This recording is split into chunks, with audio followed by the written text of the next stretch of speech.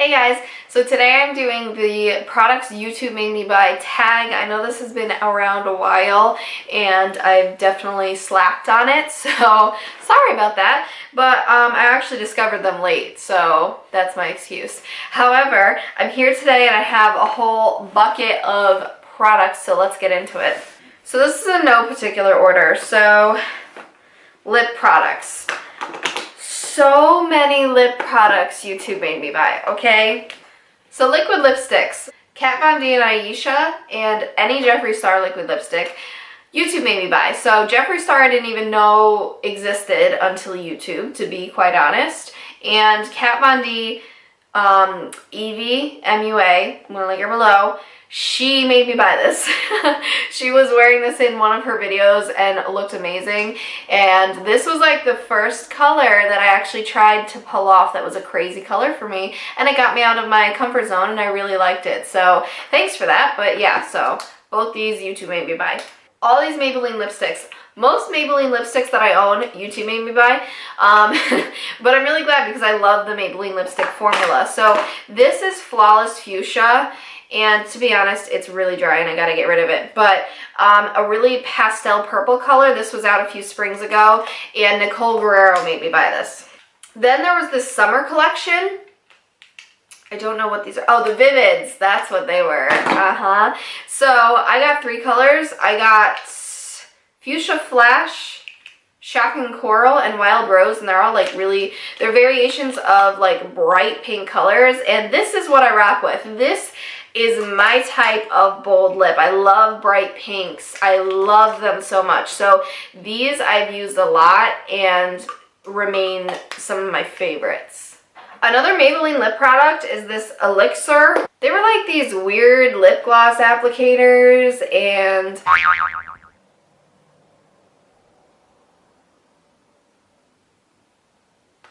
so I record in front of my front window and it's level with the road, and people have been driving by and looking at me weird, and then this one person just waved at me, I think. Anyways, so it was like this weird formula and weird applicator. Pretty color, but just a weird concept in my opinion. So I like barely used it. And then Baby Lips. Baby Lips, YouTube made me buy. So I got one of the originals. This is a cherry flavor. Still love it to this day. Love it for a sheer wash of red and just a cherry lip balm. And then I also have like a neon pink one. The Makeup Forever Ultra HD Foundation. This was the first foundation I ever splurged on. I got it at IMATS New York in 2016, this year. It's almost the end, that's why I said that. So I really like the formula. I like how this looks on the skin. I like how it, I like the coverage. I like everything about it, except it matched me when I was at my IMATS, looked perfect. But then, out of that lighting, it looks orange on my face. And I've tried with different powders to fix it, and it's very frustrating to me because I still like everything about it except the fact that it makes my face look more orange than it should, especially in wintertime, but even in summertime because I don't get that tan. So I keep it around because I really want to make it work. And YouTube made me buy this because out of like all the high-end foundations, this is the one that I like heard the most about and really enjoyed the concept of. But yeah, I just gotta make it work. These 2 hard candy blushes and other hard candy products that I no longer own, YouTube made me buy because Emily Noel 83 was my first favorite YouTuber ever. She remains one of my faves still. Love her and her little family. But I got these. And it's a funny story because it was like a mad hunt in my Walmart, and finally I found a little section. I don't know nowadays how the sections look. I know that like back when hard candy came back to Walmarts and I first got these, it was like really tough to find, and it was tough to find products for them. And it was like such an accomplishment. I haven't bought hard candy in years, but these are just 2 blushes that are really nice. They're baked blushes, so you can use them dry or wet. Honeymoon is like a really light, almost highlight color nowadays. And then Living Doll is just a classic pink, and I really do like them. Another foundation YouTube made me buy is the Revlon Color Stay Whipped. First of all, I got a color that is too light for me. I went through a phase when, like years ago, when I was still kind of getting acclimated learning makeup, and I would go back and forth, like a foundation that's too light to a foundation that's too dark, because also it depends on the color selection. But what I didn't understand was 150 Buff works for the regular Color Stay, but I got 110 Ivory in the Whipped. And I think the reason I got that is because people were saying that over time it gets darker on you. But I can't remember if that's the reason. But anyways, yeah, first of all, I have to get rid of this because it's really gross. So this is the last time you'll be seeing it. But just not my favorite formula. Cream makeup is difficult on my skin. I used to love it for coverage when I had like lots of acne, but it's not something I enjoy wearing. It's very heavy and gives that mask look, and it's just not my favorite. I still am loyal to the original Color Stay. Need I say more? So the Jaclyn Hill Becca palette that came out this past summer. Yeah, it had to be summer. I didn't actually buy this, disclaimer. My boyfriend bought this, so thank you, boo. I love it. I really do, except I don't use it as much as I thought I would. And I think it's because the reason this tag is around is because YouTube makes you buy things that you don't actually need. This is an example of that. These highlights are pretty, but I was on that highlight quick for like 2 seconds and then it faded. I'm more of the natural highlight kind of person. I've said this in several videos, yet I still wanted to kind of get on the trend. And it's just not me. So I'll use them every now and then when I want a little more of a pop and highlight, but it's not every day for me. And then the blushes, I mean, they're pretty, but they're blushes. So it's kind of one of those that I wanted so badly, probably half because it was Jaclyn Hill and half because I just thought they were pretty, and well, this doesn't make sense with the math anymore, but another portion because it was limited edition. But yeah, this is why this tag is invented, because YouTube just makes you buy things and waste your money on stuff you don't need. Naked palettes. So YouTube introduced me to the Urban Decay Naked palettes. This was the one that started it all. I chose the Naked 2 to get first. I got this as a Christmas gift, and then the rest is history. The Naked 1 is my favorite. I own the Naked 3, the Naked Smoky, and I think that's it. I don't own the Naked Basics or anything, but this is what started it all, and the Naked palettes are still some of my absolute favorites. Another one is LaurNmakeup Pro. Again, didn't buy this or the What? Again, didn't buy this or the second LaurNmakeup Pro. Got them as gifts, but I mean, these are solid. These are amazing eyeshadows. I think they were in my most recent favorites video because I just rediscovered them again. And you know, the fallout is not my favorite, but the pigmentation, the blendability, the softness, and the color selection I just love in these LaurNmakeup Pro palettes. More eyeshadow would be the Wet n Wild Walking on Eggshells Trio. This was another one that Emily Noel 83 introduced me to, and you know, it was a, I think, $3 palette for 3 shadows. Just really like classic, pretty, everyday shades. To be honest, I don't know why I don't use this more. It's probably just because I go for bigger palettes more nowadays. But this is a solid trio. But yeah, that's definitely something I was like pressured into. Another thing that, okay, I didn't buy, I got as a gift. I'm just including the gifts just because there are things that I wanted as gifts because of YouTube, so it counts. Is this Too Faced Sweethearts Perfect Blush. I was gonna say Flush Brush. That's a tongue twister. In Something About Berry. This is like pretty, but it comes off way too shimmery on the cheeks in my opinion. So it's not very practical. It was more so the packaging. Isn't that awful? Like, I wanted an expensive blush for the packaging because of YouTube. Why? Why? MAC Studio Fix powder I was introduced to through YouTube. I love it. I haven't gone back since. I always come back to this powder. I'll like go and try others out, but this is kind of just my staple. It's perfect for buildable foundation, or it's perfect for a setting powder, and I just love it. So yeah. Beauty blenders. Beauty blenders I found through YouTube. Just I don't even remember, but just watching and seeing what are those little egg things. I was once one of those people who, like all of my clients, asked, what are those egg things that you're using on my face? Oh, that feels so good. What is that egg thing?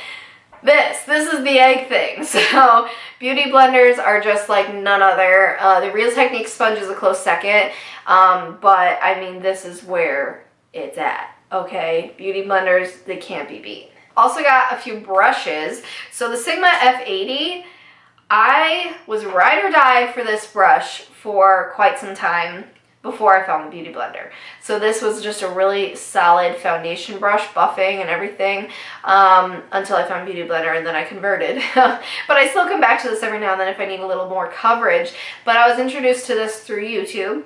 And actually the whole Sigma brand as a whole. The e.l.f. Small Stipple Brush, I was introduced by Emily Noel 83, and this is a perfect little highlight brush. Like, it's just a good size just for that pretty little highlight right there, and it was like $3.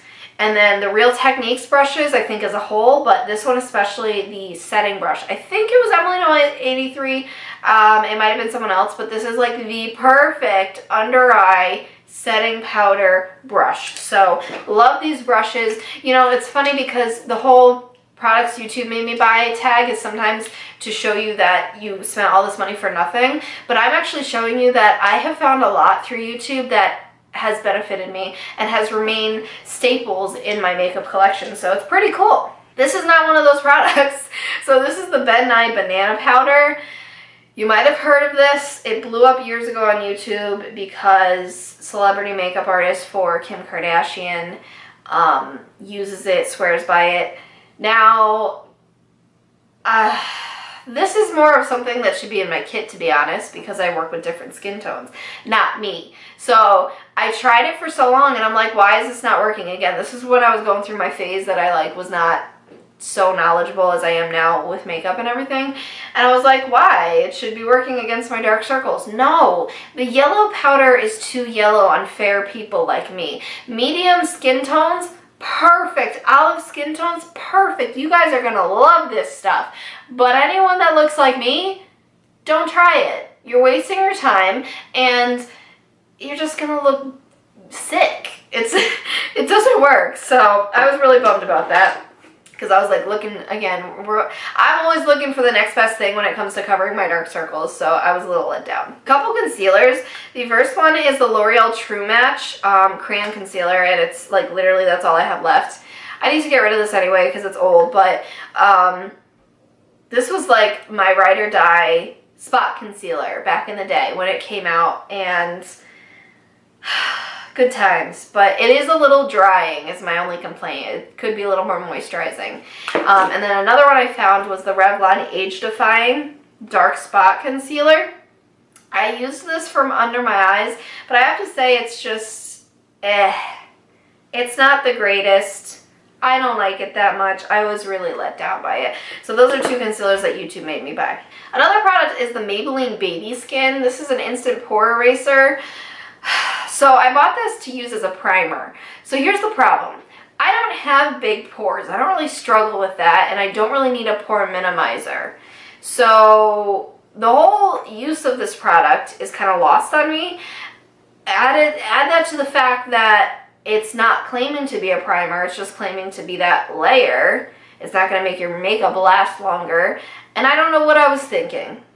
So that's that. This Maybelline Master Shape by iStudio Blonde Eyebrow Pencil. This I loved. I have gone over to the IT Cosmetics Brow Pencil just because I love that so much more. I literally don't use any other brow products, but this was well loved. I did a review on it, and that review has actually gotten more views than I anticipated, and I think it's because a lot of people were saying, wow, I didn't know you could sharpen it. I think because it has like a plasticky type of pencil, people didn't realize you could sharpen it. And so I guess I've helped a lot of people with that review, which makes me happy. I'm glad I could help so many people, but I was just shocked that that review out of like all the ones I've done years ago got so many. CoverGirl Lash Blast Girl. This is still my ride or die mascara. I've had the regular, the waterproof. Love, love, love. This is even in my kit because the waterproof does not budge. Love it. Have I said I love it? Okay, so YouTube made me buy this, but I'm so grateful for that. Last product is the Morphe 350 and the 350S. So this is the 350S, this is the shimmering one, and then I have the 350 matte one.